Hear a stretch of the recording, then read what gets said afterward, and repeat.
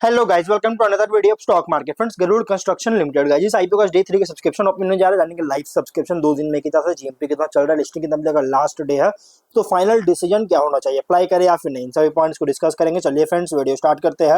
IPO 8 अक्टूबर को open हुआ था, 10 अक्टूबर आज के दिन क्लोज किया जा रहा है। 264.1 करोड़ का बुक बिल्ड इशू आईपीओ, जिसमें से 173.85 करोड़ का फ्रेश इशू, 1.83 लाख शेयर्स का इशू किया जा रहा है। और ऑफर फॉर सेल 90.25 करोड़ का 95 लाख शेयर्स का इशू किया जा रहा है। अलॉटमेंट डेट फाइनलाइज किया गया 11 अक्टूबर का। 15 अक्टूबर लिस्टिंग डेट है, बीएसई एनएसई दोनों में लिस्टेड किया जाएगा। 92 टू 95 रुपीज पर शेयर की प्राइस बैंड, 157 शेयर्स के lot size, Corpwis advisors lead manager Link Intime इसके रजिस्ट्रार है। प्रोमोटर होल्डिंग के प्री इशू 96.81% का, एंकर इन्वेस्टर से 75 करोड़ का फंड रेज कर चुका है। सब्सक्रिप्शन की बात करेंगे तो क्यूआईबी से 0.02 टाइम का कोई खास सब्सक्राइब नहीं हुआ है। 2 दिन में अगर देखा जाए तो कोई खास सब्सक्रिप्शन देखने को नहीं मिला है। वहीं अगर हम इसके एचएनआई की बात करें, 1.11 टाइम का फुल्ली सब्सक्राइब हो चुका है। रिटेल से 3.52 टाइम का ओवर सब्सक्राइब है। मतलब गाइस कोई खास सब्सक्राइब नहीं है, क्यूआईबी से कोई सब्सक्राइब नहीं है, एचएनआई से मतलब कि सॉरी, यहाँ पे जो सब्सक्रिप्शन है मैंने गलती से कुछ और बोल दिया। क्यूआईबी से जो 0.91 टाइम का सब्सक्राइब है, एचएनआई से 2.59 टाइम का, रिटेल से 6.76 टाइम का सब्सक्राइब है। टोटल 4.12 टाइम के सब्सक्रिप्शन है। यहाँ पे मतलब क्यूआईबी से फुल्ली लगभग हो चुका है, एचएनआई से ओवर है, रिटेल में भी ओवर सब्सक्राइब है। डे 1 में कोई खास सब्सक्राइब नहीं हुआ था, लेकिन डे 2 में अच्छी सब्सक्राइब देखने को मिला है, जो कि यहाँ पे आप देख सकते हैं, चाहे एचएनआई हो, रिटेल हो, क्यूआईबी हो, तीनों में गाइस डे 1 में कोई खास नहीं था, डे 2 में अच्छी सब्सक्राइब हुआ है। अब अगर हम बात करेंगे कंपनी के जीएमपी का, तो इसका जो जीएमपी ट्रेंड कर रहा है अराउंड 0 रुपीज का, क्योंकि इसका जीएमपी जो पहले अपडेट था जो कि अराउंड मैक्सिमम 22 रुपीज का जीएमपी था, लेकिन इसका जीएमपी कॉन्स्टेंटली डिक्रीज करता हुआ देखने को मिल रहा है। और अभी के अकॉर्डिंग 0 रुपीज का जीएमपी आ चुका है, और इसके अकॉर्डिंग 0% की लिस्टिंग मिलने के चांसेस है।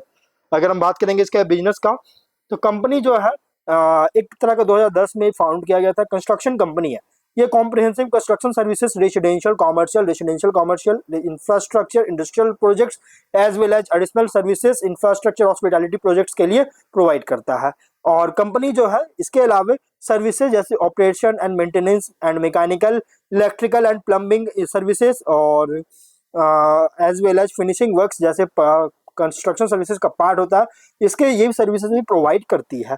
एक स्ट्रेंथ की बात करें तो एक्सक्लूसिव फोकस किया जा रहा है, फोकस बिजनेस अप्रोच है, जो कि प्राइमरी फोकस हो रहा है रेसिडेंशियल कॉमर्शियल बिल्डिंग्स को कंस्ट्रक्शन करने पर। और अब कंपनी जो है इंडस्ट्रियल और इंफ्रास्ट्रक्चर प्रोजेक्ट्स में भी जो है सो वेंचर वगैरह कर रही है।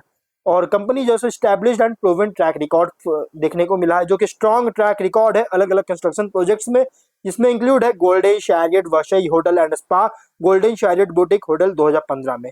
और सिंस 2017 से अब तक कंपनी जो है रेसिडेंशियल प्रोजेक्ट्स एमएमआर में अपने अंडर लिया था, और जिसमें से 2 कंप्लीट कर चुका है 2010 से 2017 तक। मतलब 2017 में लिया गया था बहुत सारे प्रोजेक्ट्स, जिसमें से 2 कंप्लीट किया है। और अभी 2010 से 2017 में अगर देखा जाए तो कंपनी ज्यादातर फोकस था एमएमआर, कर्नाटक और तमिलनाडु, ये 3 जगह में पर सिविल कंस्ट्रक्शन में ज्यादा फोकस किया जा रहा था। स्ट्रॉन्ग प्रोजेक्ट मैनेजमेंट और एग्जीक्यूशन कैपेबिलिटीज है, स्ट्रॉन्ग फिनेंशियल परफॉर्मेंस से हेल्दी बैलेंस शीट भी है, जो कि रेवेन्यू जो है ऑपरेशन से 11.8 करोड़ का था अप्रैल महीने का 24 में, और 24 के फिनेंशियल में 154 करोड़ का, और 23 में 160 करोड़ का, मतलब कि एक अच्छी ग्रोथ देखने को मिल रही है।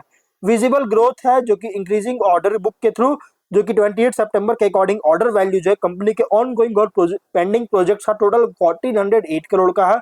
और इस प्रोजेक्ट्स के साथ एमएमआर अरुणाचल प्रदेश, कर्नाटक, राजस्थान, पंजाब जैसी स्टेट में फैला हुआ है प्रोजेक्ट्स। और इसका लगातार कंस्ट्रक्शन प्रोजेक्ट्स का जो कंस्ट्रक्शन वर्क्स और प्रोजेक्ट्स का नंबर्स भी इंक्रीज हो रहा है, जिससे कंपनी को ग्रोथ मोमेंटम और रेप्यूटेशन को मेंटेन करने में हेल्प कर रहा है। एक्सपीरियंस्ड प्रोमोटर, डायरेक्टर और मैनेजमेंट टीम है। 28 सितंबर के अकॉर्डिंग 65 परमानेंट एम्प्लॉइज कंपनी में काम कर रहे थे। फिनेंशियल की बात करेंगे तो 22 में 77 करोड़ का रेवेन्यू, 18.7 करोड़ का प्रॉफिट, 23 में 161 करोड़ का रेवेन्यू, 40.8 करोड़ का प्रॉफिट है, 24 में 154.7 करोड़ का रेवेन्यू, प्रॉफिट है 36.4 करोड़ का। अप्रैल महीने की बात करें तो 11.8 करोड़ का रेवेन्यू और 3.5 करोड़ का प्रॉफिट है। फिनेंशियल अगर देखा जाए ना तो इनकंसिस्टेंसी, क्योंकि 23 में तो बहुत अच्छी ग्रोथ हुआ, 23 तक कंपनी का जो ऑर्डर बुक था, इसका जो फिनेंशियल परफॉर्मेंस था हेल्दी था, इसका बैलेंस शीट वगैरह हेल्दी था, लेकिन 24 में वापस से फॉल देखने को मिला, इसलिए गाइस कंपनी का जो फिनेंशियल है इनकंसिस्टेंसी देखने को मिल रहा है। इसका एक मेगा मेगा मतलब कि प्रोमोटर है पीकेएच वेंचर्स, और ये जो पीके वेंचर्स था, पीकेएच वेंचर्स, ये जुलाई 2023 में इसका आईपीओ लेकर आई थी, जो कि अराउंड 379 करोड़ के अराउंड का जो आईपीओ लेकर आई थी। लेकिन उसके बाद जो आईपीओ को विड्रॉ कर लिया गया था, क्योंकि बैड मार्केट कंडीशन के कारण अंडर जो है रिस्पांस बहुत ही खराब देखने को मिल रहा था अदर आईपीओ में, जिसके कारण पीकेएच वेंचर्स ने जो इसको विड्रॉ कर लिया था आईपीओ को। और इसीलिए गाइज मतलब कि एक रिस्क हो सकता है। और अगर कुछ और रिस्क की बात करेंगे तो सब्जेक्ट टू सीजनल फ्लक्चुएशन में बिजनेस कर रहा है, काउंटर पार्टी क्रेडिट रिस्क हो सकता है, और जो ऑन रिसीट ऑफ पेमेंट्स का जो है पर जो है रिसीव पेमेंट जो रिसीव हो रहा है इसमें कोई डिले होता है तो रिजल्ट ऑफ ऑपरेशन को इम्पैक्ट कर सकता है।